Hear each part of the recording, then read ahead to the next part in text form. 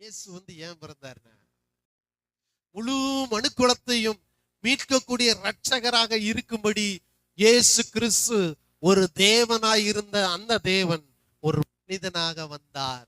தேவ மனிதனாக என்னை மீட்கும் இரட்சகராக இயேசு பிறந்திருக்கிறார் என்பதை நீங்கள் அறிவீர்கள் என்றால் ரட்சிப்பு உங்களுக்கு இலவசமாக தேவனுடைய ஈவு இன்றைக்கு கிடைக்கும்.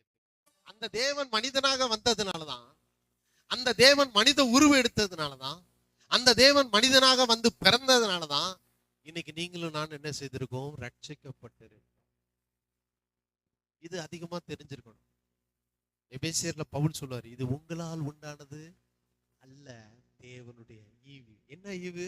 அந்த தேவன் எனக்காக கன்னி மரியாளிடத்தில் மனிதனாக பிறந்தார். தேவன் மனிதனாக வந்ததினாலே மனிதனாய் இருந்த நான் இன்றைக்கு புனிதனாக மாற்றப்பட்டிருக்கிறேன். அதுக்கு காரணம் அந்த தேவன் மனிதனாக மண்ணிலே பிறந்தாரே. அப்படிங்கிற பிறப்பை பற்றிய ரகசியம் உங்களுக்கு தெரிந்திருக்கும் என்றால் என்றென்றைக்கும் நீங்கள் பரிசுத்தவான்களாய் இந்த பூமியிலே வாழ்ந்து கொண்டு